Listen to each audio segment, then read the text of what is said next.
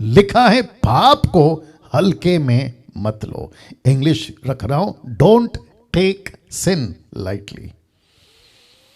या इस विषय पे आने वाला हूं अभी। तो साथ ही साथ जितने YouTube पे हैं, आपके ठीक स्क्रीन के ऊपर आप देख सकते हैं लिखा है पाप को हल्के में मत लो। इंग्लिश ट्रांसलेशन भी रख दिया हूं, लिखा है डोंट टेक सिन लाइटली, जिसका अर्थ है कि हमको परमेश्वर के साथ जब हम चलते हैं, एक ऐसी चीज, एक ऐसा शब्द जिसको कहते हैं पाप, और जिसका मतलब है कि परमेश्वर की आज्ञा को तोड़ना ही उसको कहते हैं पाप। डिसओबेइंग द गॉड वर्ड उसको कहते हैं सिन। तो उस विषय पे मैं बात कर रहा हूं, और लिखा है पाप को हल्के में मत लो। मुझे नहीं पता कि इस विषय पे कभी किसी ने प्रचार किया और आपने सुना, मुझे नहीं मालूम। जूम के लोगों मुझे नहीं पता, लेकिन अगर ये फर्स्ट टाइम है, पहली बार है, मैं खुद भी इसको 28 साल के मिनिस्ट्री में फर्स्ट टाइम इस टॉपिक पे बात कर रहा हूं, जहां लिखा है पाप को हल्के में मत लो, डोंट टेक सिन लाइटली। तो मैं चाहता हूं कि अगर नहीं सुना, ध्यान से सुनो। अगर सुना है तो ऐसे पॉइंट्स आएंगे जो शायद हो सकता है आपने नहीं सुना, तो आपको बहुत संभल कर सुनना जरूरी है ना। साथ ही साथ पास्टर हवेल पास्टर हवेल साहब अपनी वाइफ के फैमिली के साथ बैठे हैं आप। जी जी, बहुत बहुत शुक्रिया। God bless you brother, God bless you pastor ji. Okay, जितने भी अभी मैंने कहा था ना कि मैं कुछ लोगों को देखते रहता हूँ, हाँ, तो मैं कुछ को पहचानता इसलिए उनको ग्रीट कर रहा हूँ, ठीक है ना। चलिए वापस आते हैं। जितने डीटी के लोग हैं, आपको बहुत तैयारी के साथ अभी देखना है, ठीक है ना। ये पोस्टर रख रहा हूँ, इमेज रख रहा हूँ, जिसको देखकर आप शायद समझ जाएंगे ये व्यक्ति कौन है। जी हाँ, क्योंकि अगला स्लाइड आपको दिख जाता है, मेरा जो सस्पेंस होता है वो खत्म हो जाता है, तो मेरे को रखना पड़ेगा। लिखा है ये बातें सुनते ही हनन्याह गिर पड़ा और प्राण छोड़ दिए। या ना, मुझे नहीं पता कि आप में से कौन कौन इस व्यक्ति को जानता है। मेरी कोशिश होती है यूट्यूब वालों कि जितना हो सके वचन से, इमेजेस से या स्टेटमेंट से आपको मेरे टॉपिक से, प्रचार से मैं कनेक्ट कर सकूं। उसी वजह से मैं फोटो का सहारा लेता हूं, ठीक है ना। आप देख सकते हैं कि किसी के पैरों के पास ये व्यक्ति गिरा पड़ा है।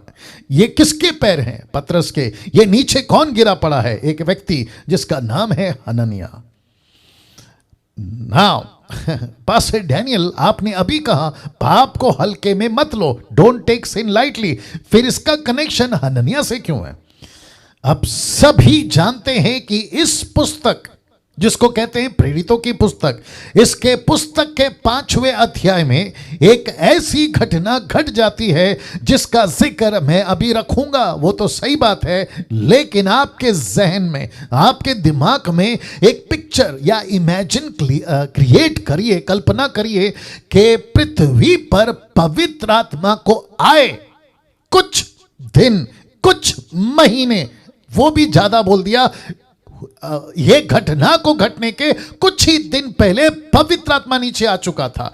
पवित्र आत्मा ने 3000 की मेंबर या कलीसिया के सदस्य, एक ऐसी कलीसिया जिसको कहते हैं मसीह की देह, द बॉडी ऑफ क्राइस्ट में यीशु ने 3000 सदस्य को जोड़ा था। और लिखा है प्रेरितों की किताब 2 अध्याय वचन 43 से लिखा है कि वह 3000 प्रतिदिन परमेश्वर के भय, मैं रिपीट करता हूं, परमेश्वर के भय में चलते थे, प्रतिदिन शिक्षा पाते थे। उस शिक्षा में यह व्यक्ति था।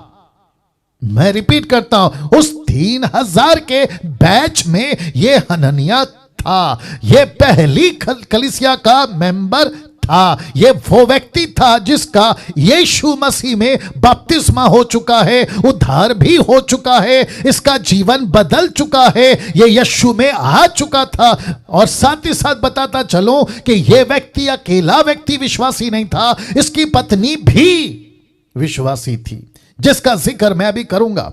साथ ही साथ ये वो व्यक्ति है, मैं रख रहा हूं, ये वो व्यक्ति है जो पतरस जैसे पास्टर से टीचिंग लेता था। ओहो, अब ये सब कुछ क्यों बोल रहा हूं? ताकि आपको पूरा का पूरा माजरा या सिनारियो पता चले कि किस तरह की कलीसिया थी। ऐसी कलीसिया जिसके पास्टर को एक चैप्टर पहले, यानी कि 4थे चैप्टर में, इस पास्टर को धमकी दी गई थी, पीटर पास्टर को कि यीशु का प्रचार नहीं करना, लेकिन जब इसी पास्टर पीटर ने, यूट्यूब वालों आप भी सुनिए, हाथ उठाकर प्रार्थना करी, तो वो जगह जहां ये पास्टर प्रार्थना कर रहा था जिसका नाम है पतरस, वो जगह हिल गई, वो जगह हिल गई। क्यों?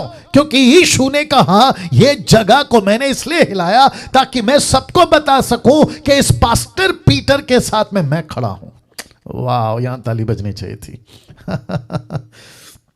Amazing amazing amazing. इस पास्टर के साथ में मैं खड़ा हूं। तो ऐसी कलीसिया जो प्रतिदिन यीशु के पीछे चलना, यीशु की शिक्षा पाना, यीशु की गवाही देना, पवित्र आत्मा का काम होना। पतरस वो व्यक्ति था जिसने एक जन्म के लंगड़े को ठीक कर दिया। पतरस वो व्यक्ति था जिसकी परछाई से लोग चंगे होते थे। ऐसी कलीसिया का ये व्यक्ति था जिसका नाम है हनन्याह। और लिखा है ये बातें सुनते ही हनन्याह गिर पड़ा और प्राण छोड़ दिए। अब यूट्यूब के लोगों, ऐसी क्या घटना घटी थी, मैं एक एक करके आपके बीच में जाऊंगा। तो सबसे पहले प्रेरितों की किताब 5वां अध्याय वचन 1 लिखा है, हनन्याह नाम एक व्यक्ति या मनुष्य, उसकी पत्नी सफीरा ने कुछ भूमि बेची।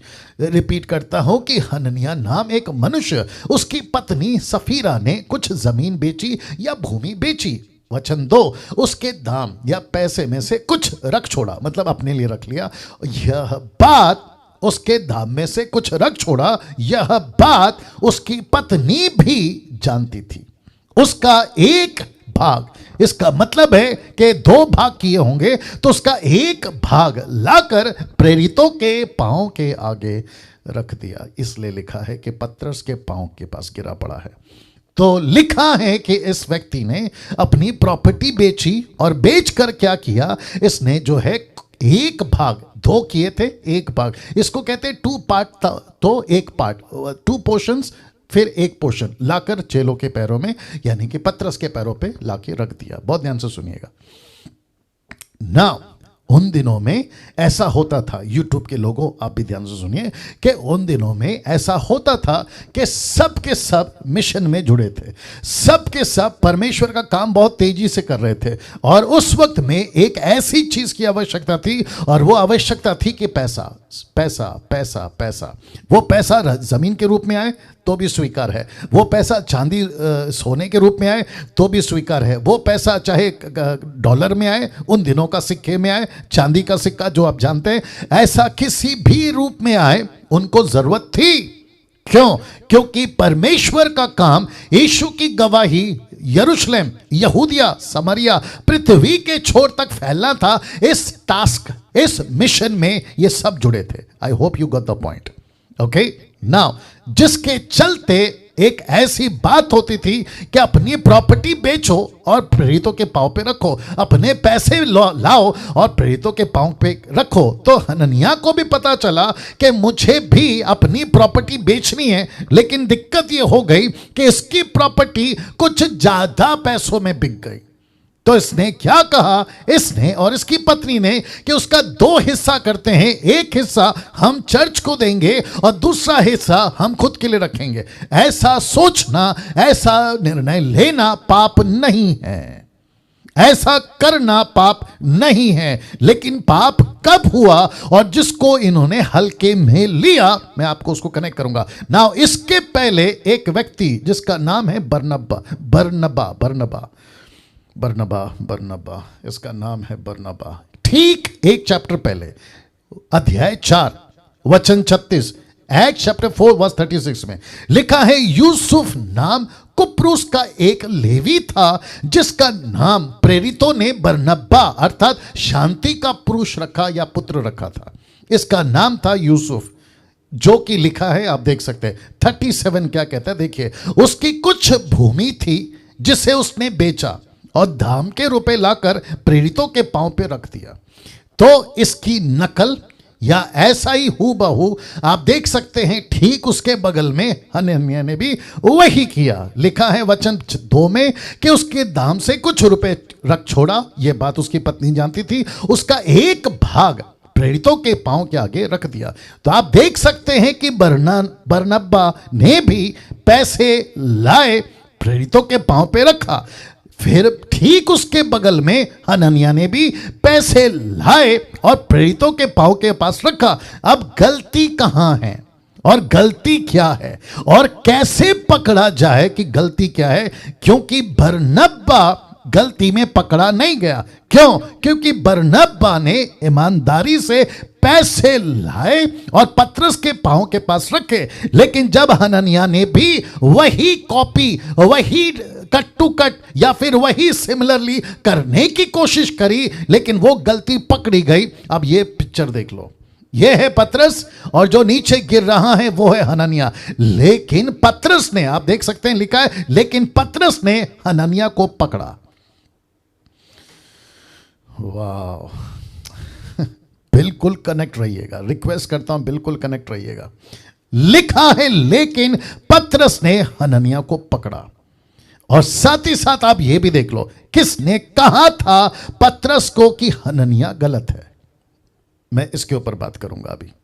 मैं फिर से रख रहा हूं ये दो कैरेक्टर, एक का नाम है बरनब्बा जो सही था, दूसरे का नाम है हनन्याह जो गलत था। लेकिन पतरस को किसने कहा कि जो हनन्याह है वो गलत है? किसने कहा?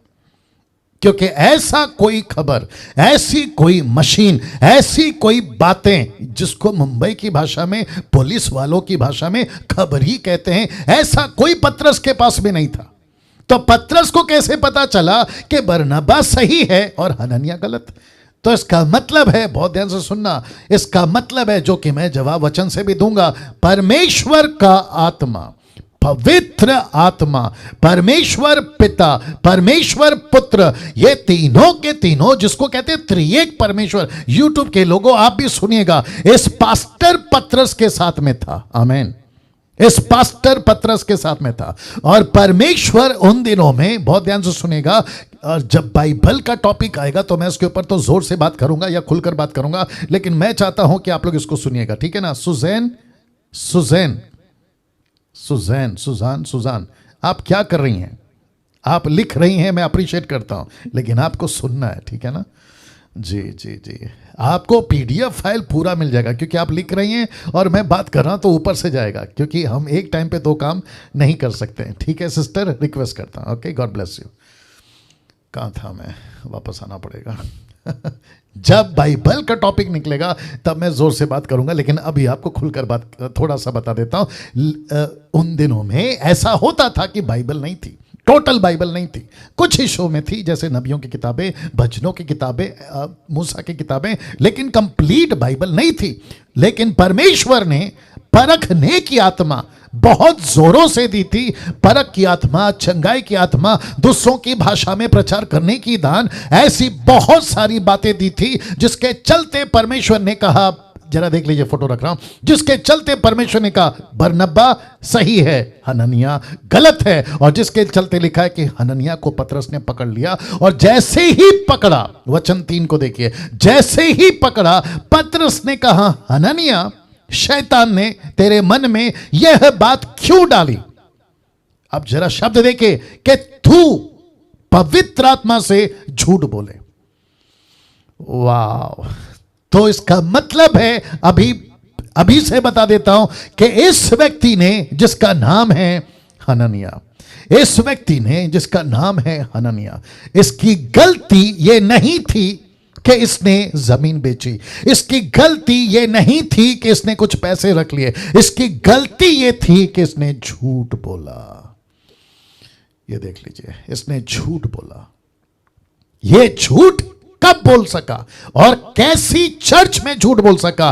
कौन से पास्टर के पास झूठ बोल सका? जो सच्चा पास्टर था, यूट्यूब वालों, एक ऐसा पास्टर जिसके पास में पिता, पुत्र, पवित्र आत्मा, त्रिएक परमेश्वर चल रहा है, एक ऐसा सेवक जो परमेश्वर के मिशन में काम कर रहा है, जो सच्चा है, ईमानदार है, उसके पास में हनन्याह जैसा चर्च का मेंबर, हनन्याह और सफीरा जैसा एक ऐसा फैमिली जो परमेश्वर के काम को, मेरा हाथ देख लीजिए, लीजिए, जो परमेश्वर के काम को हल्के में ले रहा है, जो परमेश्वर के सेवक को हल्के में ले रहा है, जो परमेश्वर के मिशन को हल्के में ले रहा है, जो खुद के जीवन को हल्के में ले रहा है और उसको लगा कि चलता है, उसको लगा कि सब चलता है, थोड़ा सा झूठ बोल लूं चल जाएगा, थोड़ा सा मजाक कर लूं चल जाएगा, थोड़ी सी मस्ती कर लूं चल जाएगा, लेकिन उसको नहीं पता था कि ये कलीसिया पतरस की नहीं है, ये कलीसिया यीशु की है। यहां तालियां चाहिए थी। वाह वाह, सी, ये कलीसिया यीशु की है, ये मिशन यीशु का है। मैं जितने लोग मेरे से जुड़े हैं, दूसरे शब्दों में मसीह मंथन से जुड़े, मैं साथ ही साथ आपको बताता चलूं कि जब आप परमेश्वर के राज्य में मसीह मंथन के लिए काम कर रहे हैं, आप मसीह मंथन के लिए नहीं कर रहे, आप डैनियल राज के लिए नहीं कर रहे, बल्कि हम सब उस परमेश्वर का काम को कर रहे हैं जिसने हमें दिया है। इसलिए we have to be very careful, we have to be very careful. Yes और नो? वाह, इस व्यक्ति ने पवित्र आत्मा से झूठ बोला। देखो क्या लिखा है, लिखा है, पतरस कहता है, हननिया, भूमि के दाम में से कुछ रख छोड़ा, ये तूने झूठ बोला, ये क्यों नहीं बताया? वचन 4, जब तक वो तेरे पास रही क्या तेरी नहीं थी? जब बिक गई तो क्या वो तेरे वश में नहीं थी? तूने ये बात अपने मन में क्यों विचारी? तू मनुष्यों से नहीं परंतु परमेश्वर से झूठ बोला। सीधे। इसका मतलब क्या पता है? मैं आपको कनेक्शन दे रहा हूं। इसका मतलब है कि परमेश्वर को जबरदस्ती किसी का पैसा नहीं चाहिए। इसका मतलब है कि परमेश्वर कहता है कि तुम्हारी मर्जी से अगर तुम पैसे देते हो तो मर्जी से दो, लेकिन ईमानदारी। आप सभी को पता है 2 कुरिन्थियों 9:7 में क्या लिखा है? जो भी दे हर्ष से दे, जो भी दे मर्जी से दे, लेकिन कैसे दे? खुशी से दे, किसी के दबाव में नहीं। यस और नो? यस और नो? आप सोचिए, इस व्यक्ति की प्रॉपर्टी इसकी थी, इस व्यक्ति की पैसा इसका था, ये इसने 10 लाख में बेचा, 5 लाख में बेचा, ये पैसा इसका था, इसने तय करना था और जितना तय किया था, 5 में से 2.5 लाख दूंगा, 10 में से 5 लाख दूंगा। पतरस जी, जमीन बिकी 10 में, लेकिन 5 देने का सोचा है। ये कभी नहीं मरता, ये कभी नहीं मरता। लेकिन इसने क्या कहा पता है? इसने झूठ बोला। उसने कहा जबकि बिकी थी 10 लाख में, इसने कहा कि 5 में बिकी, 5 को इसने छुपा दिया। यही झूठ था। इसको क्या कहेंगे? जितने डीटी के लोग हैं और जितने यूट्यूब के लोग हैं, प्लीज मुझे बताइए, इस घटना को क्या कहेंगे? इस घटना को नहीं कह सकते कि इसने पाप को हल्के में लिया। या एग्जैक्टली, इसने पाप को हल्के में लिया। इसको लगा चलता है। जरा आप लोग भी बोल दे सकते जबान से, चलता है। कितने लोग ऐसा जीवन जी रहे, बोलते हैं चलता है। अरे चर्च में जाएंगे, मस्ती करेंगे, पीछे बैठेंगे, जैसा चाहिए करते, बोले क्यों? अरे चलता है। इसको भी लगा चलता है, लेकिन नहीं चलता है। अगर ऐसा सोच के चर्च में आओगे तो खुद ही एक दिन चलता हो जाएगा 4 कंधों पे। वाह, सी। वचन 5, ये बातें सुनते ही हननिया गिर पड़ा और प्राण छोड़ दिए। देखो, इसका लेखक कौन है? लूक। लूक कौन था? डॉक्टर। अगर मैं वहां होता, मैं डॉक्टर को पूछता, डॉक्टर लूक को पूछता, जरा पोस्टमार्टम करो और हमको बताओ कि इसकी मौत कैसे हो गई। तो मुझे ऐसा लगता है, हालांकि हमारे पास में किसी प्रकार का कोई स्क्रिप्चर तो खैर नहीं है, मुझे ऐसा लगता है कि इसकी मौत हार्ट अटैक से हुई होगी। पता है क्यों? क्योंकि इसको लगा मैं पतरस से झूठ छुपा रहा हूं, इसको लगा मैं पतरस के साथ में खेल रहा हूं, लेकिन इसको नहीं पता था कि पतरस के साथ में नहीं, ये परमेश्वर की आत्मा के साथ खेल रहा है। जैसे ही सुना इसको हार्ट अटैक आ गया होगा, मैं वापस कह रहा होगा, इसको हार्ट अटैक आया होगा और इसकी मौत हो गई, इसका प्राण छूट गया और लिखा धड़ से नीचे गिर गया, खत्म। अब मुझे बताइए इसकी मौत क्यों हुई? नंबर 1, इसने झूठ बोला। नंबर 2, इसने परमेश्वर को मजाक में लिया। नंबर 3, इसको लगा पतरस से झूठ बोल रहा। नंबर 4, ये पाप को हल्के में ले रहा था, जबकि ये एक ऐसे चर्च का मेंबर था जहां पवित्र आत्मा कुछ ही दिन पहले पृथ्वी पे बड़े जोरों से आया था। अब आप सोच के देखिए, अगर तब परमेश्वर ने नहीं बख्शा तो फिर 21वीं सदी में मुझको और आपको क्यों बख्शेगा? इब्रानियों किताब 13:8 कहता है यीशु कल आज युगानुयुग एक सा है। यस और नो? तो उसने तब नहीं बख्शा तो फिर आज कैसे बख्शेगा? ये टीचिंग देते वक्त में जितने भी 415 लोग अभी जुड़ गए हैं, मैं उन सभी को कहना चाहता हूं, प्लीज प्लीज परमेश्वर को मजाक में नहीं लेना, यीशु को मजाक में नहीं लेना, उसकी सेवा को मजाक में नहीं लेना, नहीं तो बहुत भारी पड़ जाएगा। मैंने कल क्या कहा था? पाप कैसा है? वायरस की तरह। मैं आज क्या कह रहा हूं, पाप को क्या नहीं लेना है, हल्के में नहीं लेना है। Don't take sin lightly. वाह, मुझे कुछ और बताने दीजिए आपको ना। ये चीजें आपको बता चुका हूं। लिखा है ये बातें सुनते ही हनन्याह गिर पड़ा और प्राण छोड़ दिए। और लिखा है सब सुनने वालों पर परमेश्वर का बड़ा भय छा गया। ऐसा क्यों, मैं उसका बाद में कनेक्शन आपको दूंगा। तो ये वचन याद रखना, वचन 5 याद रखना। लिखा है सुनने वालों पर बड़ा भय छा गया। वचन 6, फिर जवानों ने उठाकर उसकी अर्थी बनाई, कॉफिन बॉक्स अर्थी, बाहर ले जाकर गाड़ दिया। लगभग 3 घंटे के बाद उसकी पत्नी जो कुछ हुआ था ना जानकर भीतर आए। अब जरा लॉजिक दे रहा हूं, कनेक्शन दे रहा हूं, लॉजिक नहीं कनेक्शन दे रहा हूं, बहुत ध्यान से सुनिएगा। सोचिए 3 घंटे तक वो मंडली में क्या चला होगा। ओके, वापस बोलना पड़ेगा।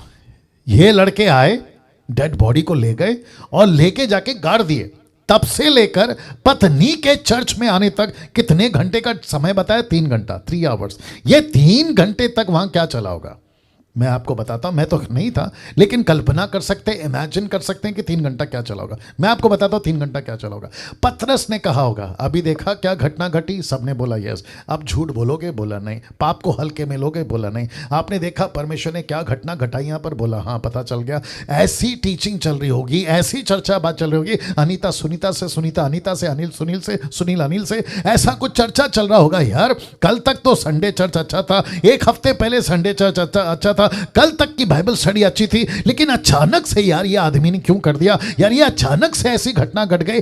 ऐसा शब्द दिखा देता हूं वापस से, ऐसा डर, मैं रिपीट करता हूं, लिखा है सब सुनने वालों पर भय नहीं, लिखा है बड़ा भय छा गया, बड़ा भय छा गया। इसका मतलब है कि उनको सबकी हालत खराब हो गई होगी कि जिस परमेश्वर को, नाउ गेट रेडी, जिस परमेश्वर को हम सोचते थे प्यार करता है, प्यार करता है, प्यार करता है, अचानक से उसने एक ऐसा डंडा मार दिया। लिखा है कि एक व्यक्ति की मौत हो गई, उनको आ गया डर। अचानक से जिन्होंने कहा परमेश्वर शांति देता है, शांति देता है, अचानक से उनके ऊपर जब डंडा पड़ा तो पता चला कि यार ये परमेश्वर प्यार भी करता, सही है, शांति देता, सही है, चंगाई देता, सही है, लेकिन ये मारता भी है, ये मारता भी है। ऐसा परमेश्वर को आज 21वीं सदी में सोशल मीडिया पे, चर्च के प्लेटफॉर्म पे, मेगा चर्चेस में, इंटरनेशनल चर्चेस में कैसा पेश किया जा रहा है? प्रभु प्यार करता है, प्रभु माफ करता है। 490 बार, याद आ गया, परमेश्वर 490 बार पाप को क्षमा करता। तो फिर मैं यही पूछूंगा, प्रभु फिर पतरस के टाइम पे हनन्याह को माफ क्यों नहीं किया? पतरस के टाइम पे हनन्याह को माफ क्यों नहीं किया? ऐसा क्या था कि आपको इस व्यक्ति को मारना पड़ा? और इसकी गलती क्या थी? एक झूठ। यह मूर्ति पूजक नहीं था, यह व्यभिचारी नहीं था, यह कोई और काम नहीं किया, इसने सिर्फ इतना किया कि एक झूठ बोला। प्रभु माफ कर सकते थे। परमेश्वर जानते हो क्या कहता है? परमेश्वर कहता है कि पाप 1 हो या 100 हो, पाप पाप है। पाप छोटा हो या बड़ा हो, पाप पाप है। पैसा 10 रुपया हो या 1000 रुपया हो, पैसा पैसा है। यस और नो? और जिसके चलते परमेश्वर कहता है कि ये छोटा हो या बड़ा हो, ये क्या लगा के रखा है कि छोटा होगा तो माफ कर देगा, बड़ा हो तो माफ नहीं करेगा? परमेश्वर क्या मनुष्य की तरह सोचता है? जी नहीं। ऐसा लिखा है, रेफरेंस याद नहीं आ रहा है, लिखा है परमेश्वर की सोच और मनुष्य की सोच में जमीन आसमान का फर्क है। यस और नो? आप जैसे कल्पना करते वैसा परमेश्वर नहीं है। मैं फिर कहता हूं कि इस व्यक्ति ने परमेश्वर को हल्के में लिया। इस व्यक्ति ने, जिसका नाम है हनन्याह, मजाक में या परमेश्वर के बातों को हल्के में लिया और पाप को हल्के में लिया। वाह, देखो लिखा है 3 घंटे के बाद इसकी पत्नी आई। ऐसा लिखा है, कुछ नहीं पता। अब जब ये रास्ते पे आई थी ना, जब निकली थी ना घर से, तो सोची कि यार पति को गए 3 घंटा हो गए, लौटा क्यों नहीं? क्या चक्कर है? और इसको पक्का पता था कि ये कहां जाता है, चर्च जाता है। तो जैसे ही पता चला 3 घंटे हो गए नहीं आया, तो उसकी पत्नी सीधा पतरस के पास आई और लिखा है कि जो कुछ हुआ था ना जानकर भीतर आई। शब्द देखो, भीतर आई मतलब अंदर आई। ऐसा लिखा है कि जब अंदर आई, वचन 8, अब जरा देखिए क्या सिनेरियो है, क्या मजरा है। पतरस ने उससे कहा, मुझे बता, क्या तुमने वह भूमि या जमीन इतने में ही बेची थी? Question mark. वाह, पतरस यहां कॉम्प्रोमाइज नहीं कर रहा है, मुझे यह पता चल रहा है। पतरस को एक पति के मौत का दुख नहीं है, पतरस को उस पति के गलती का दुख है। ओ वापस बोलना पड़ेगा शायद। पतरस को किसी की मौत हो गई उसका दुख नहीं है, पतरस को किसी ने गलती की उसका दुख है। आप लोग समझ रहे कि नहीं समझ रहे? अगर मैं होता और मेरी चर्च होती तो मेरे चर्च के लोग कहते कि पास्टर डैनियल एक काम करो, पत्नी को तो कम से कम बख्श दो। बोला क्यों? दोनों के बच्चे होंगे, पति नहीं है मतलब पिता नहीं है, माँ तो संभालेगी। पतरस को इसका चिंता नहीं है कि पति पत्नी बच्चे, ना ना ना ना ना। वो जानना चाहता है कि इस झूठ में कौन कौन शामिल है। देखो क्या गजब का पास्टर था। उसने कहा, पतरस ने कहा मुझे बता ये जमीन कितने में बिकी? क्या इतने में ही बिकी? अब उसका जवाब देखो। उसने कहा हाँ इतने में ही बिकी। अब इसका मतलब क्या है? इसका मतलब है कि पति और पत्नी ने ऐसा मन बना लिया था चाहे कुछ भी हो जाए हम झूठ ही बोलेंगे, हम झूठ ही बोलेंगे। पति झूठ बोलेगा तो पत्नी झूठ बोलेगी। इसका मतलब, मैं लास्ट में कनेक्शन दूंगा जब आपको फोटो दिखाऊंगा। इसका मतलब है कि पतरस को पता चल गया। देखो 9 वचन क्या कहता है। पतरस ने कहा ये क्या हो रहा है, ये क्या हो रहा है, ये क्या बात है? देखो उसका टोन देखो, उसकी बॉडी लैंग्वेज देखो, उसकी बातें देखो। पतरस को अफसोस है कि एक और मौत होने वाली है। पतरस को दुख है कि एक और मौत होने वाली है। किसके चलते? झूठ के चलते। पतरस कह रहा है कि चर्च में से एक साथ एक ही दिन 2 मेंबर का नाम कटने वाला है। उसको दुख इस बात का नहीं है कि मौतें हो रही है, उसको दुख इस बात का है कि ये दोनों झूठ क्यों बोल रहे हैं। पतरस ने उससे कहा ये क्या बात है कि तुम दोनों ने प्रभु की आत्मा की परीक्षा के लिए एका किया है, मतलब तुम एक हो गए। My goodness.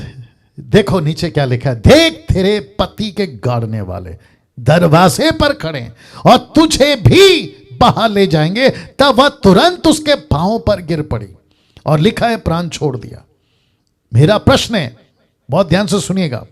पतरस के ये कहते ही कि देख तेरे पति के गाड़ने वाले दरवाजे पे खड़े, तुझे भी बाहर ले जाएंगे, इसका मतलब है कि इस पत्नी को और उसके पति को किसने मारा? या आप पक्का कहोगे परमेश्वर ने मारा, बिल्कुल सही बात है। लेकिन मेरे पास में दूसरा एंगल है। इनके पाप ने मारा, इनके मजाक ने मारा, इनके हल्केपन ने मारा। इनको लगा कि चलता है, इनको लगा पतरस से झूठ बोल रहा हूं चलता है, लेकिन इनको नहीं पता था कि ये किसके साथ में खेल रहे हैं। यस और नो? इस टीटी में तीसरे हफ्ते में आपके बीच में ये बात को रख रहा हूं कि कभी कभी मसीह बनने के बाद पाप को मजाक में, हल्के में नहीं लेना, नहीं लेना, नहीं लेना। यस और नो? लिखा है उसके पांव पर गिरकर प्राण छोड़ दिया। क्या दुख की बात है, क्या दुख की बात है। एक तरफ चमत्कार, एक तरफ आत्मा बच रही, एक तरफ लोग प्रभु को अपना रहे, लेकिन दूसरी तरफ चर्च के अंदर ही चर्च के लोग, विश्वासी लोग ही ऐसा काम कर रहे हैं जिसके चलते मौत हो गई। लिखा है जवानों ने भीतर आकर उसे मरा पाया और बाहर ले जाकर उसके पति के साथ उसको गाड़ दिया। और लिखा है, बड़े ध्यान से देखना, सारी कलीसिया पर, इन बातों के सब सुनने वालों पर, फिर शब्द को ध्यान दीजिएगा, लिखा है बड़ा भय छा गया। तो वचन 5 में लिखा है डर आ गया, और वचन 11 में लिखा है डर आ गया। परमेश्वर ने, इसको देख लो, पतरस से ये क्यों करवाया या क्यों कराया, ये रखना चाहता हूं। आप लोग तैयार हैं? लिखा है ताकि लोगों में परमेश्वर का भय आए और लोग पाप को यानी कि आज्ञा तोड़ने को हल्के में ना लें। ये बात को समझाना था। मैं वापस रखता हूं, पतरस से परमेश्वर ने ये क्यों करवाया? ताकि लोगों में परमेश्वर का भय हो और लोग पाप को यानी आज्ञा तोड़ने वाली बातों को हल्के में ना लें, जिसके चलते पहली सदी की कलीसिया में एक साथ 2 मौत हो गई। एक है पति, दूसरा है पत्नी, और दोनों की मौत हुई एक ही वजह से, और वो वजह है कि इन्होंने झूठ का आज्ञा तोड़ी, जिसको कहते हैं पाप को हल्के में लिया। यस नाउ, अब इसको देखो, ये चित्र देख लीजिए। लिखा है दोनों में से कोई एक अगर उस दिन पाप को हल्के में ना लेता, तो मैं आपको बताता हूं क्या होता। ये दोनों के दोनों बच जाते। यस और नो? ये दोनों के दोनों बच जाते, एक अच्छी गवाही रखते। अब इसका कनेक्शन आपको तब समझेगा जब मैं वापस आपको ये चित्र दिखा दूं, फिर से दिखा देता हूं, मेरे साथ में बने रहें। कौन सा वाला चित्र? ये वाला चित्र। ये व्यक्ति जिसका नाम है बरनब्बा, क्या इसने हल्के में लिया? नहीं। क्या इसने हल्के में लिया? यस। क्या बरनब्बा ने मजाक किया? नहीं। क्या हनन्याह ने मजाक किया? यस। क्या बरनब्बा को डर था प्रभु का? यस। क्या इसको डर था प्रभु का? नहीं। सी या यही फर्क है साहब। ऐसे दो तरह के लोग आज भी चर्च में, दो तरह के लोग। मैं वापस से ये वो फोटो पे आ जाता हूं क्योंकि मुझे कुछ एक और बात बोलनी है आपको। ये देखो, ये फोटो कहां गया? आ गया, एक सेकंड दीजिए। या ये वाला, उस दिन ये दोनों में से कोई एक अगर उस दिन पाप को हल्के में ना लेता, देखो क्या होता है पता है? जल्दी से निकालो, एक वचन निकालो, सब उपदेशक की किताब, उसका 4 अध्याय वचन 9। एक वचन बीच में रख रहा हूं, प्लीज थोड़ा बर्दाश्त करिए। The book of Ecclesiastes chapter 4 verse 9। जी, आप इसको लिख सकते हैं क्योंकि मैं इसकी डिटी नहीं बना पाऊंगा क्योंकि वो स्लाइड पे नहीं है। जी, एक सेकंड, अभी पढ़ रहा हूं, और जो यूट्यूब के लोग हैं आप भी सुनेंगे ना। ऐसा लिखा है, 1 से 2 अच्छे। मैं रिपीट करता हूं, एक्लेसियास्टिक 4:9 कहता है 1 से 2 अच्छे, क्योंकि उनके परिश्रम का अच्छा फल मिलता है। क्योंकि यदि उनमें से एक गिरे तो दूसरा उसको उठाएगा। अब दिक्कत की बात क्या पता है? यहां दोनों गिरे हुए, आप नहीं समझे? ऐसा लिखा है अगर एक गिरे तो दूसरा उठाएगा। मुसीबत तो यह है कि दोनों के दोनों गिरे हुए। तो प्रश्न उठता है कि इनको उठाएगा कौन? राइट? जी, सबको पूछ रहा हूं, सब लोग सुन रहे? मैं फिर कहता हूं, रिस्पॉन्स दीजिए। अजय कश्यप, रिस्पॉन्स दीजिए। बुत बनकर नहीं बैठना है, यू हैव टू बी, है ना, एक्टिव, ठीक है ना? आप लोग सबके ऊपर नजर है, सबके ऊपर नहीं जितना स्लाइड पे दिखता है। जी, तो जरा सतर्क रहिए। वापस कहता हूं कि एक गिरे दूसरा उठाएगा, लेकिन मुसीबत यहां पर यह है कि दोनों के दोनों गिरे हैं। अगर दोनों गिरेंगे तो उठाएगा कौन? इसलिए फिर कहता हूं, जैसे ही आपको पता चलता है, जितने प्रीचर्स हैं बहुत ध्यान से सुनिए, जितने बाइबल टीचर्स हैं ध्यान से सुनिए, पास्टर्स यूट्यूब पे आप लोग भी ध्यान से सुनिए, आपके प्रचार में कभी भी कॉम्प्रोमाइज वाली बात नहीं होनी चाहिए।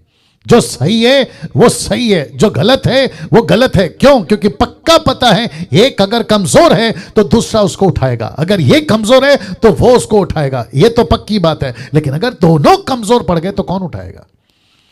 दोनों दुनिया से उठ जाएंगे। जो कि अभी देखा आपने, पति पत्नी दोनों गए एक साथ में। और चक्कर क्या है? झूठ। चक्कर क्या है? पाप को हल्के में लिया ना। ये सबसे दुखद घटना, मेरे पास में दूसरा कोई फोटो नहीं मिला, ये कार्टून टाइप फोटो है, लेकिन इस व्यक्ति का नाम बताता हूं। इस व्यक्ति का नाम है आकान का पाप। आप लोग सब जानते होंगे, अगर नहीं जानते तो ये वाला वचन जिसको कहते हैं यहोशू की किताब 7वां अध्याय वचन 1, लिखा है, परंतु इस्राएलियों ने अर्पण की वस्तुओं के विषय में विश्वासघात किया, अर्थात यहूदा के गोत्र का आकान, इसलिए लाल में लिखा हो, जो जरवंशी जब्दी का पोता और कमरी का पुत्र था, उसने अर्पण की वस्तुओं में से कुछ ले लिया। इस कारण यहोवा का कोप इस्राएलियों पर भड़क उठा। मैं आपको पूरा तो नहीं बताऊंगा, लेकिन मैं आपको सिर्फ इतना बताऊंगा कि परमेश्वर का दास जिसका नाम है यहोशू, एक ऐसा लड़का जिसका नाम है आकान, इस आकान ने, ये व्यक्ति परमेश्वर के जो 12 गोत्र हैं, या यूट्यूब के लोगों आप भी सुनिएगा, जिसमें से एक गोत्र है यहूदा। आप सभी जानते हैं, मैं जेनेसिस की स्टडी के ऊपर आपको इसका प्रचार कर चुका। अगर किसी ने जेनेसिस की स्टडी नहीं देखी, रिक्वेस्ट करता हूं कि जाइए प्लेलिस्ट में और आप जेनेसिस की स्टडी को आप लोग देख लें, अगर नहीं देखा, गजब की टीचिंग है। तो इस व्यक्ति ने जिसका नाम है आकान, ये निकला यहूदा के गोत्र से, और फिर इसको पूछा गया कि क्या तूने गलती की? लेकिन क्यों पूछा गया? इसका पाप बाहर क्यों दिखा? क्योंकि कुछ 3000 योद्धा या 3000 लोग ऐसी हार और ऐसी शर्मिंदगी की हुई, क्योंकि परमेश्वर ने एक चैप्टर पहले, यह है यहोशू 7, लेकिन एक चैप्टर पहले यरीको की दीवार को इनकी आवाज से गिरा दी थी, अगर याद होगा।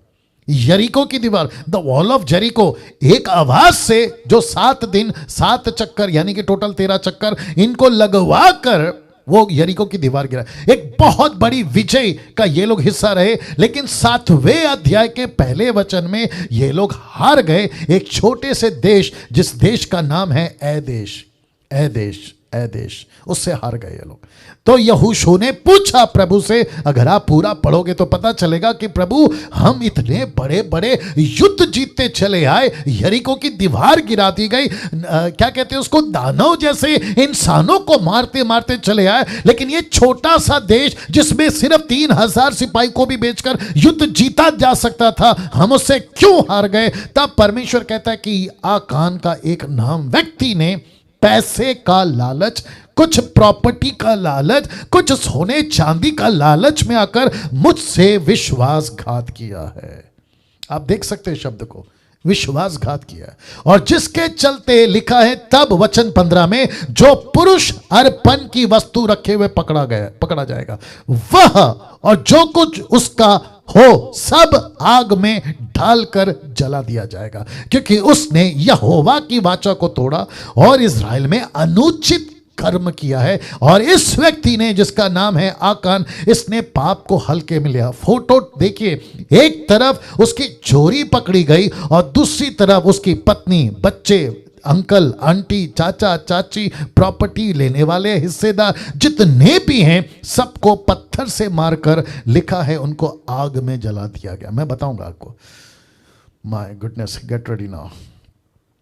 वचन 18 कहता है, तब उसके घराने के एक एक पुरुष को समीप खड़ा किया और यहूदा का गोत्र आकान, जो जरहावी वंशी जब्दी का पोता और कमरी का पुत्र था, पकड़ा गया। शब्द को ध्यान दीजिएगा, पकड़ा गया। ये जो सिस्टर हैं जिनका नाम है दीवा, रेड ड्रेस में, दीवा जी आपका ध्यान है टीचिंग में? दीवा जी, या दीवा, दीवा रेड ड्रेस जी, आपसे बात कर रहे हैं। आप जरा हाथ उठाकर बता दीजिए, दीवा जी, दीवा, दीवा, हाँ, फोकस करिए, टीचिंग पे फोकस करिए, ठीक है? या मेरी मजबूरी है वापस आ रहा हूं।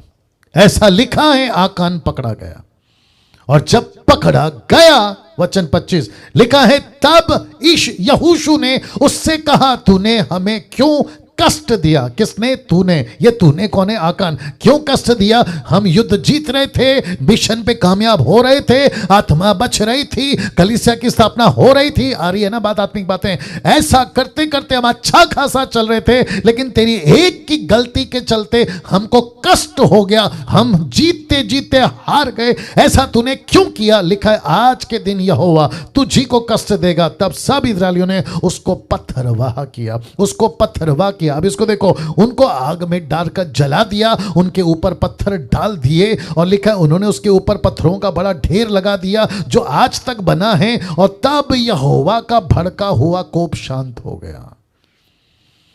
माय गॉड, लिखा है उसके बाद परमेश्वर का गुस्सा शांत हो गया। इस कारण उस स्थान का नाम आज तक आकोर तराई पड़ा हुआ है। आकोर तराई पड़ा हुआ है। तो इसको पत्थर से किसने मारा? इसकी मौत क्यों हो गई? इनके बच्चे तक को नहीं छोड़ा, इनके प्रॉपर्टी, इनके जितने लोग थे किसी को नहीं छोड़ा, औरत, बच्चे, माँ, सबको पत्थर से मारकर जिंदा जला दिया गया या उनको आग में डालकर मार दिया गया। क्यों? एक ही चीज है, और वो है पाप को हल्के में लिया। अब आप सोच के देखो, ये कौन सा परमेश्वर है जो आपके अंदर बसा हुआ है? कौन सा परमेश्वर जिसको आप एलोहिम कहते हैं? कौन सा परमेश्वर जिसको आप त्रिएक परमेश्वर कहते हैं, पिता, पुत्र, पवित्र आत्मा? ये वही परमेश्वर है जो अभी आपके अंदर है। तो आपको सोचना होगा कि जिसने आकान को नहीं छोड़ा, जिसने हनन्याह सफीरा को नहीं छोड़ा, फिर वो आपको कैसे छोड़ेगा अगर तुम हल्के में लोगे? वाह आई विश कि मैं सबकी माइक ऑन करवाता और आप लोगों से बात करता और आपको पूछता कि वो प्रचारक का फिर क्या जो कहते प्रभु प्यार करता है, प्यार करता है, प्यार करता है। मैं उसके खिलाफ नहीं हूँ, सच बात है, परमेश्वर प्यार करता है। आप माँ बाप हैं, आपके बच्चों से आप प्यार करते हैं? ऑफकोर्स करते हैं, लेकिन उसी बच्चों को आप डंडे से क्यों मारते हैं जब वो गलती करता है? उसी बच्चे के ऊपर हाथ क्यों उठाते जब वो मस्ती करता है, गलत काम करता है? यही तो परमेश्वर का नेचर है। परमेश्वर क्या कहता है पता है? और एक आ गया, सुनो सुनो सुनो सुनो। यहाँ बात है ना सिर्फ एक व्यक्ति की नहीं है, बात यहाँ कलीसिया की है, बात यहाँ राष्ट्र की है। मैं इसका कंक्लूजन वैसे ही दूंगा। यहाँ पे आपको समझना होगा कि हम लोग कौन लोग हैं, ताकि हम परमेश्वर को हल्के में ना लें, परमेश्वर के बातों को हल्के में ना लें, और ना ही पाप को हल्के में लें। वाह, ऐसी बातें आजकल नहीं हो रही हैं दोस्तों, ऐसी बातें नहीं हो रही है। अच्छा, एक और कनेक्शन दे रहा हूं। कुछ लोग कह सकते हैं कि पास्टर डैनियल, जिसने गलती की है उसको मारना था, बच्चों को क्यों मारा, पत्नी को क्यों मारा, बाकी लोग को क्यों मारा? सुनना चाहोगे इसका जवाब? जो मुझे पता चला, मैंने जो स्टडी करी, मुझे जो पवित्र आत्मा ने बताया, मैं आपको बता दूं, मैं आपको बताता हूं। देखो परमेश्वर क्या कहना चाहता है पता है? बच्चे मरे हैं ना, उनका मरने से वो नरक नहीं जाएंगे। कौन बच्चे? बाप रे, वापस आना पड़ेगा। बच्चे जो है ना, बच्चे जो मरे हैं ना, वो नरक नहीं जाएंगे। पता है क्यों? अगर यही बच्चे बड़े होकर बाप के पद चिन्ह पे चलने लगे, बाप की तरह चोरी करना सीख जाए, जो कि खून में आता है, फिर वही बच्चे बड़े होकर नरक जाने से अच्छा ये छोटेपन में स्वर्ग में जाए, वो बेहतर है ना। अब इसका कनेक्शन या लॉजिक जो मैंने लगाया, बाकी लोग ये प्रश्न उठा सकते हैं, परमेश्वर निर्दयी है? नहीं। परमेश्वर कठोर है? नहीं। लेकिन परमेश्वर से ज्यादा भविष्य को कौन जानता है? सिर्फ परमेश्वर। 10 साल के बाद में यह परिवार क्या निकलेगा कौन जानता है? सिर्फ परमेश्वर। फिर प्रश्न उठता है कि नूहा के टाइम पे पूरी दुनिया को क्यों खत्म कर दिया? उसमें भी तो बच्चे थे ना, उसमें भी तो छोटे छोटे बच्चे थे ना, औरतें थी ना, उनको क्यों खत्म कर दिया? सोच के देखिए। क्योंकि परमेश्वर को बेहतर पता है कि अगर छोटा सा भी बीज, एक कनेक्शन और आ रहा है, बता देता हूं। पंजाब के अंदर आप सभी जानते हैं कि किसानों की एक बहुत बड़ी ये चल रही है, क्या कहते हैं उसको, हड़ताल। और उसमें से एक मुद्दा ये भी है कि हम जो अनाज उगाते हैं उसके बाद जब कटनी हो जाती है, हमको पूरा का पूरा खेत जलाना पड़ता है, और जिसका पोल्यूशन जो है आसपास के शहर पे जाता है। Is that right? नाउ मैं किसान तो नहीं हूं, लेकिन मुझे थोड़ी बहुत जानकारी है। अगर आपने खेत में गेहूं बोया और अगली फसल आपको चावल की बोनी है, तो आपको पता है क्या करना पड़ता है? वो पूरे खेत को आग लगाना पड़ता है। पता है क्यों? क्योंकि जो पिछला बीज है ना, वो वापस कहीं उग ना जाए। My goodness.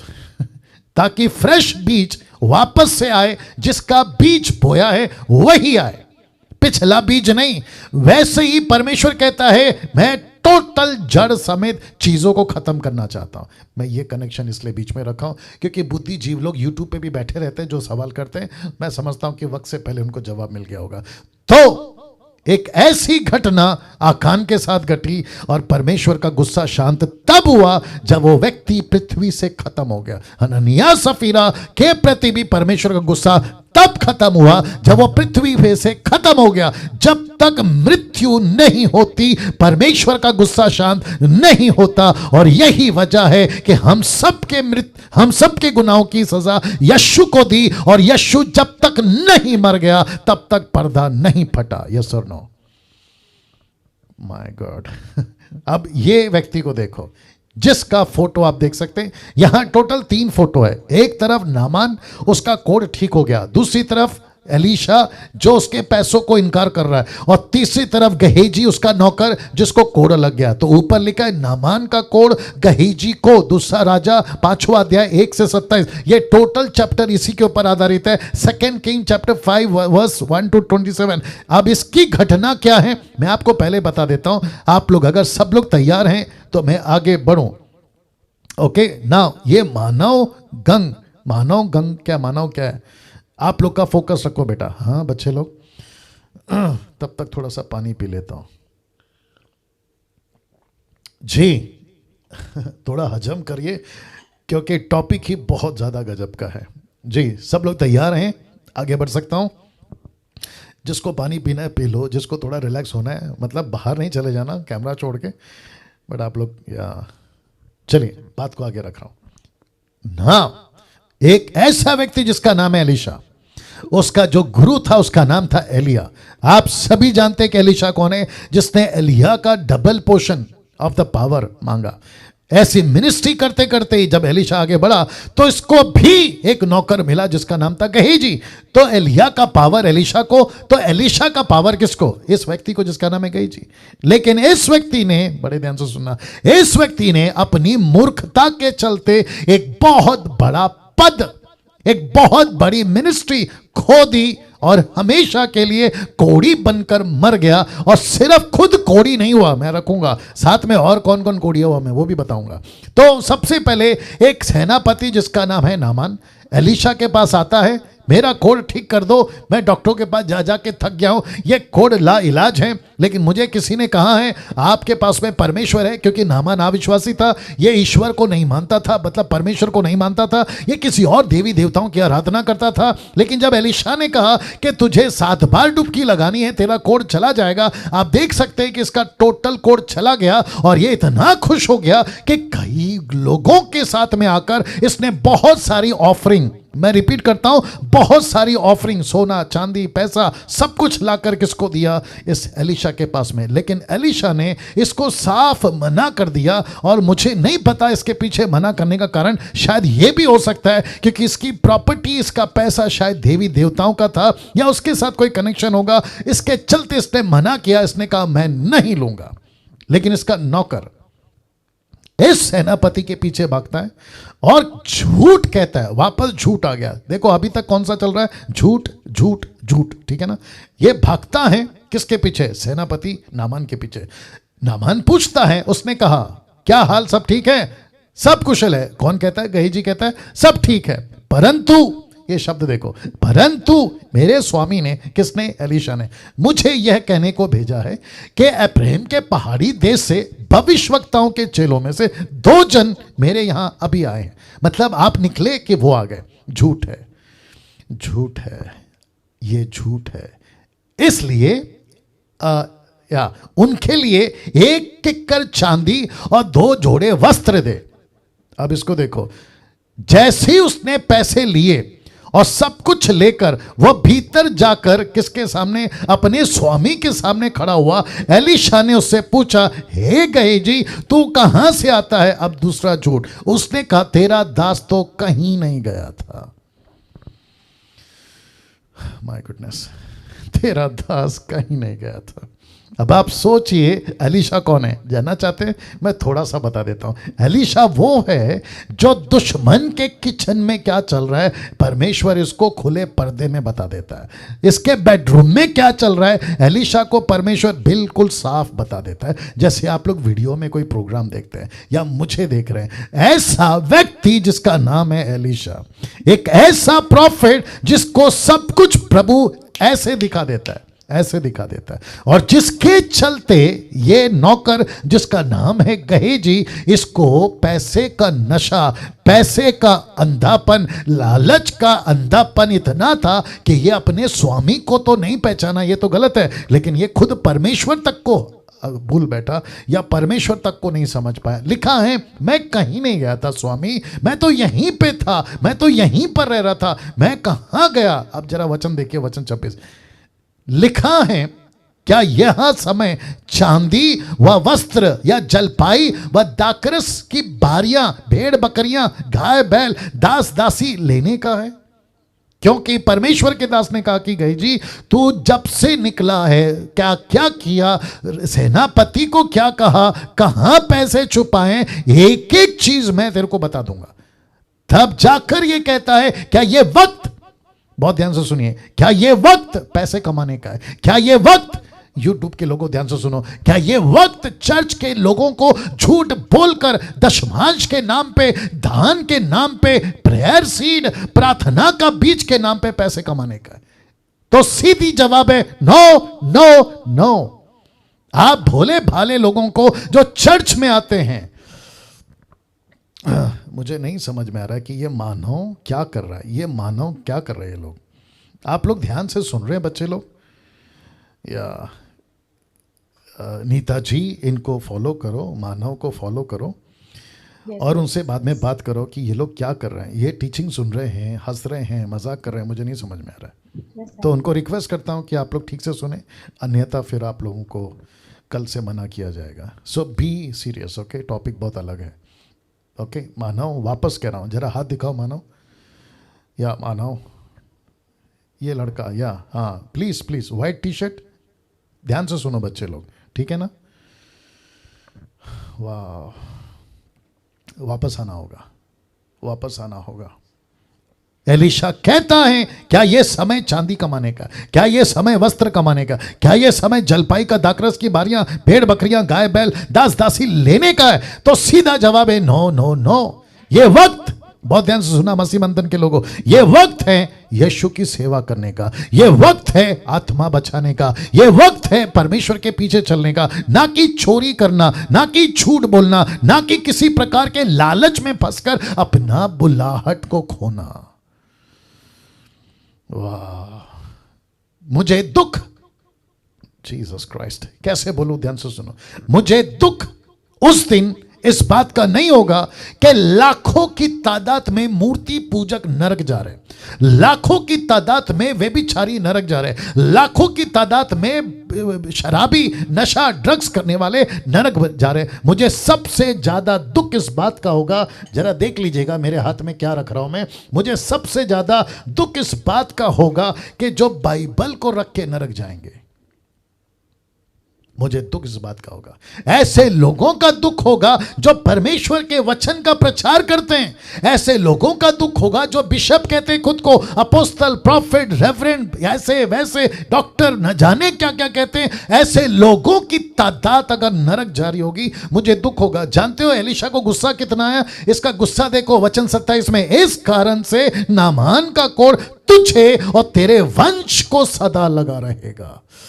ओ हो, मतलब कोढ़ जो है ना, सिस्टर निर्जला जी देखिए, लिखा है कोढ़ जो है ना, ये सिर्फ नामान को नहीं है, लिखा है उसके वंश को लगा रहेगा। इसका मतलब है कि नामान के कोढ़ में जितने भी बच्चे पैदा होंगे वो कोढ़ के साथ पैदा होंगे।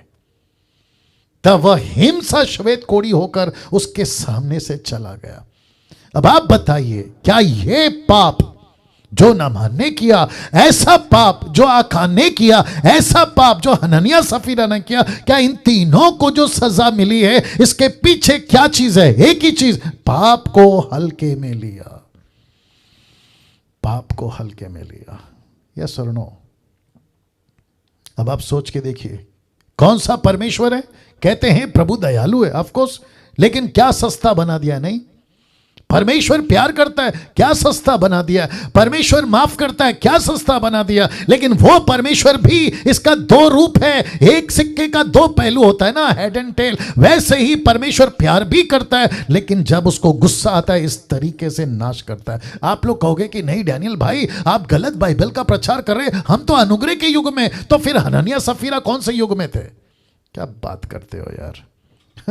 कहते हैं परमेश्वर तो माफ करने वाला, क्योंकि उसका बेटा बलिदान हुआ है। तो फिर मैं वही परमेश्वर को पूछूंगा, फिर हनन्याह सफीरा को आपने क्यों मारा? Come on come on come on, yes sir, no. अब प्रश्न उठता है, मुझे वक्त का भी ख्याल रखना है, अब प्रश्न उठता है, यह गंभीरता कैसे आएगी और हम पाप को हल्के में लेना छोड़ दें? यह गंभीरता कैसे आएगी? मैं इसको बताकर आगे बढ़कर समाप्त करूंगा। तो सब लोग ठीक हैं अभी तक? यहां कुछ हो रहा है?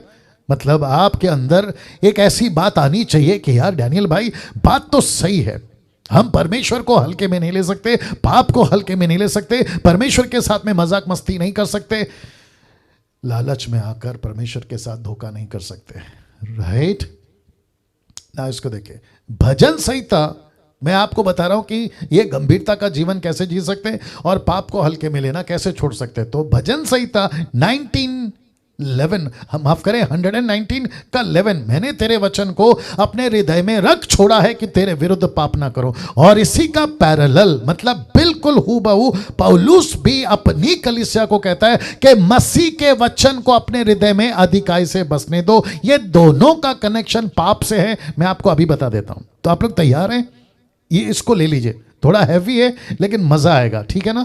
ना वापस से आपके बीच में रखने जा रहा हूं। भजन संहिता 119 का 11 कहता है, मैंने तेरे वचन को अपने हृदय में रख छोड़ा है कि तेरे विरुद्ध पाप ना करूं। और इसी को पैरेलल पौलुस कहता है कि वह अपने परमेश्वर के वचन को अधिकाय से अपने हृदय में बसने दो। तो सबसे पहले बात करते हैं भजन संहिता 119 का 1 से 20 तक में, मैं बहुत जल्दी पढ़ूंगा। लिखा है, क्या ही धन्य है वो जो चाल के खरे यहोवा की व्यवस्था पर चलते हैं, क्या ही धन्य है वे जो उसकी चितौनियों को मानते हैं और पूर्ण मन से उसके पास आते हैं। फिर लिखा वचन 3 में, फिर वे कुटिलता का काम नहीं करते।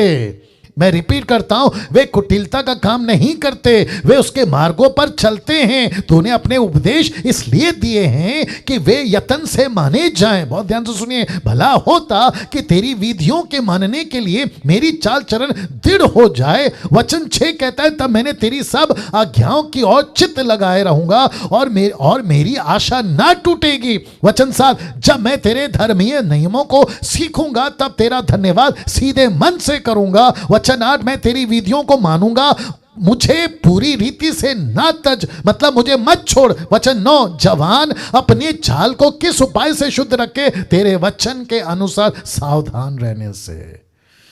वचन 11, माफ करे, वचन 10, पूरे मन से तेरी खोज में लगा हूं, मुझे तेरी आज्ञाओं की बाट भटकने ना दे, तेरी आज्ञाओं की बाट भटकने ना दे। वचन 11, मैंने तेरे वचन को अपने हृदय में रख छोड़ा है कि तेरे विरुद्ध पाप ना करो। हे यहोवा, तू धन्य है, मुझे अपनी विधियां सिखा। क्या बात है। वचन 13, तेरे सब कहे हुए नियमों का वर्णन मैंने अपने मुंह से किया है। वचन 14, मैं तेरे चितौनियों के मार्गों में मानो सब प्रकार के धन से हर्षित हुआ, मुझे तेरे वचन पैसे से भी ज्यादा उत्तम है, ये बोलने की कोशिश कर रहा है। वचन 15, मैं तेरे उपदेशों पर ध्यान करूंगा, तेरे मार्गों की दृष्टि रखूंगा। अब इसको देखो, मैं तेरे विधियों से सुख पाऊंगा, माफ करे, मैं तेरी विधियों से सुख पाऊंगा, तेरे वचन को ना भूलूंगा। वचन 17, अपने दास का उपकार कर कि मैं जीवित रहूं, तेरे वचन पर चलता रहूं। वचन 18, मेरी आंखें खोल दे कि मैं तेरी व्यवस्था की अद्भुत बातें सीख सकूं। वचन 19, मैं तो पृथ्वी पर परदेसी हूं, अपनी आज्ञाओं को मुझसे छिपाए ना रख। वचन 20, मेरा मन तेरे नियमों की अभिलाषा के कारण हर समय खेदित रहता है।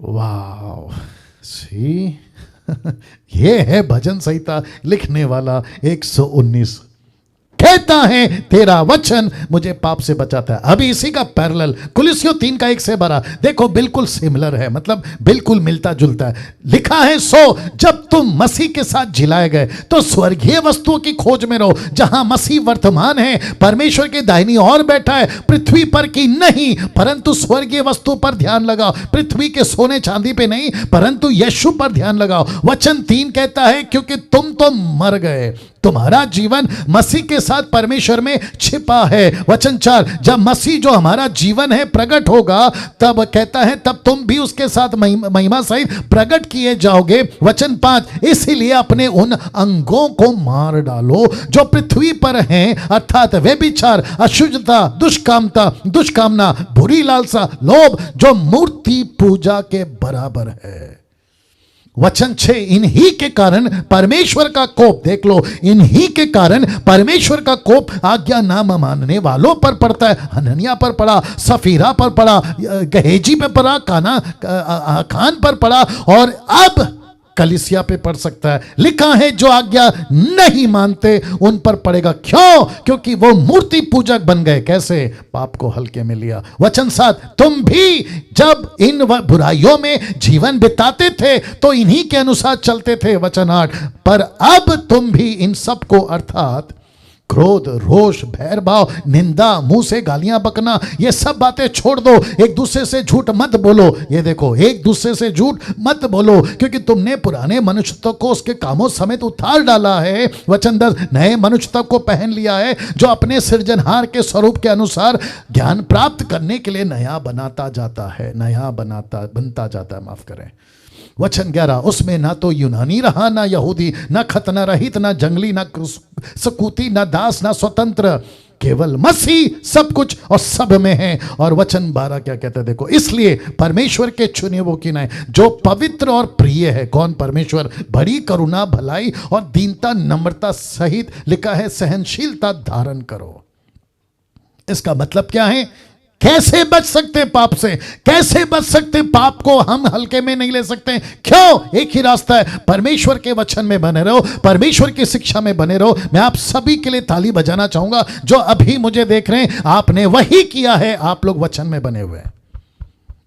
नहीं तो बहुत सारे लोग बहुत सारे लोग आज वचन में नहीं है। उनको टाइम पास चाहिए, उनको कॉन्सर्ट चाहिए, उनको गाना चाहिए, उनको मसीह में मनोरंजन चाहिए, लेकिन उनको वचन की शिक्षा नहीं चाहिए। और ऐसे कितने यूथ हैं जो गर्लफ्रेंड बॉयफ्रेंड लड़का लड़की के चक्कर में पड़कर अपने मसीह जीवन को खराब कर लिए। और लिखा है कि परमेश्वर का गुस्सा उन्हीं पर प्रकट होता है जो उसकी आज्ञाओं को नहीं मानते। नाउ अब इसको देखिए, मैं समाप्ति पे भी आ रहा हूं।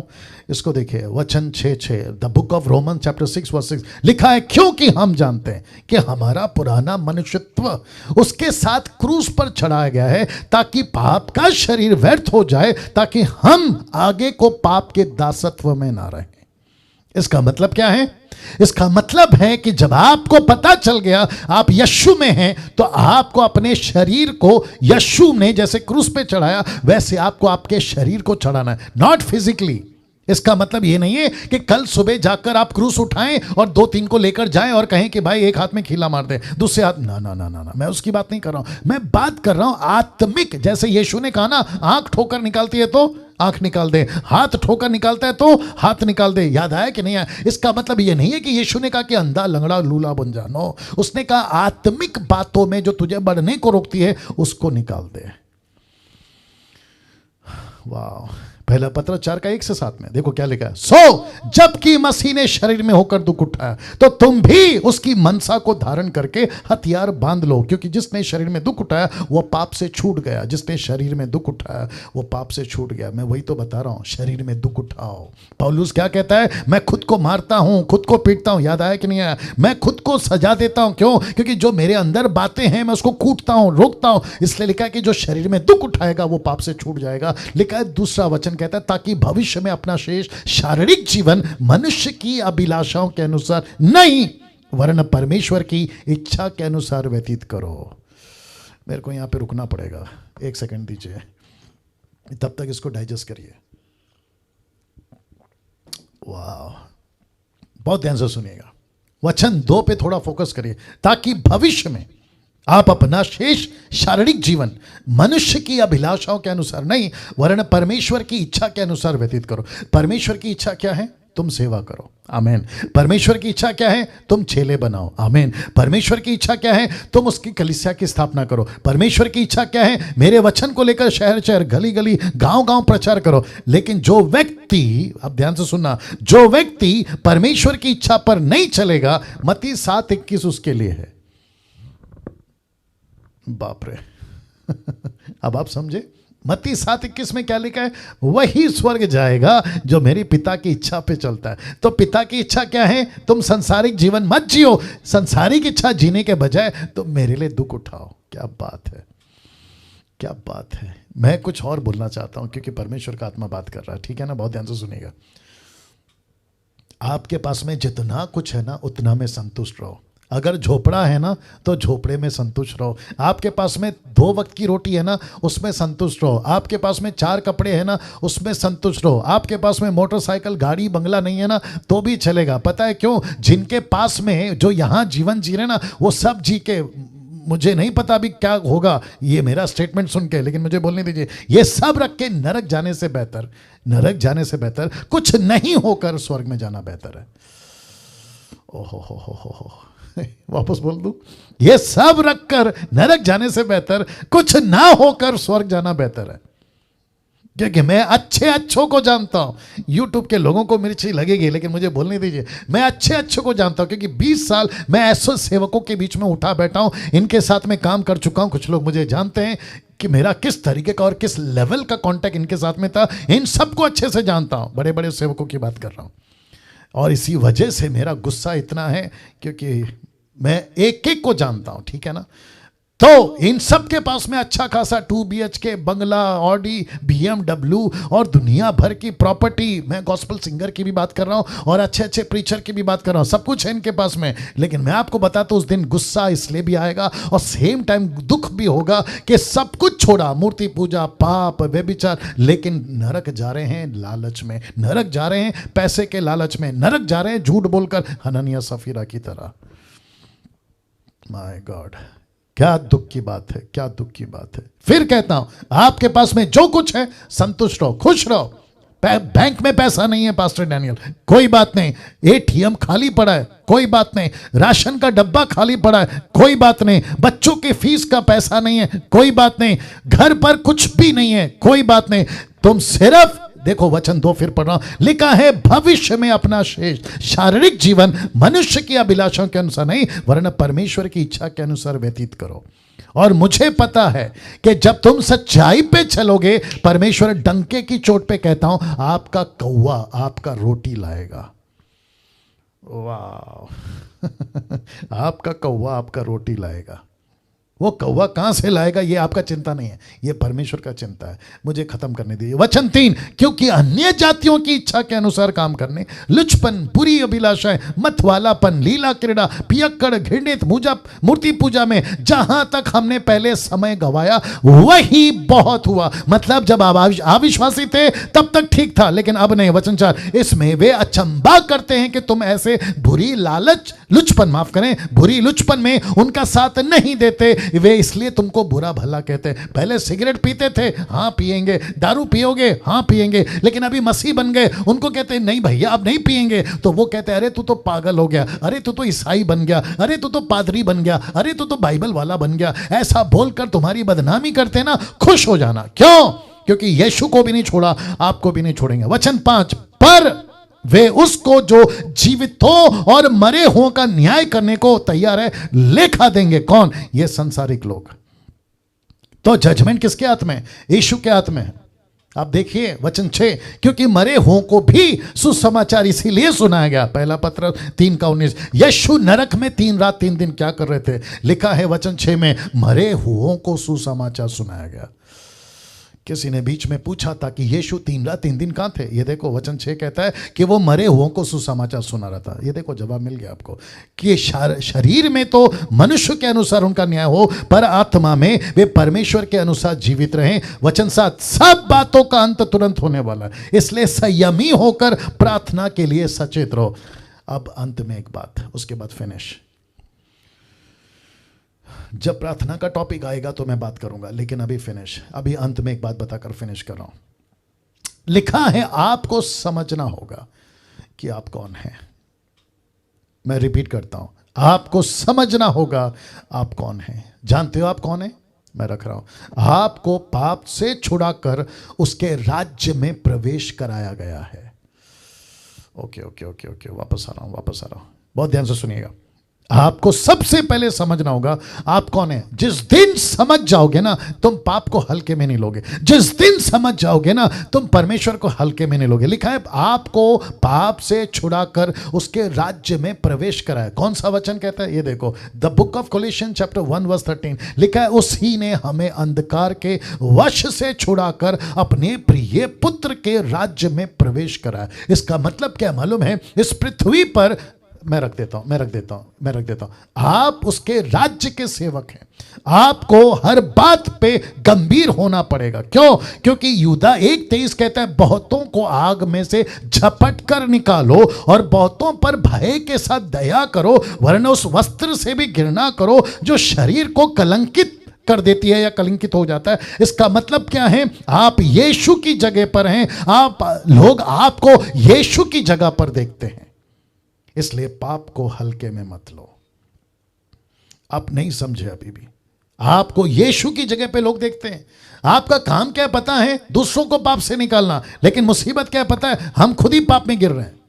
आपको दूसरों को टीचिंग देना है, पता है? दूसरे हमको टीचिंग दे रहे हैं। आपको कैसे रखा है पता है? आप यीशु की जगह पर हैं, लोग आपको यीशु की जगह पर देखते हैं। ये देख लीजिए, संसारिक लोग क्या कहते हैं? इनके पास यीशु है तो यीशु के जैसा होगा, यीशु की तरह बातें होंगी, यीशु की तरह इनका जीवन होगा, ऐसे देखते हैं। जिसके चलते मैंने लिखा है, इसलिए पाप को हल्के में मत लो।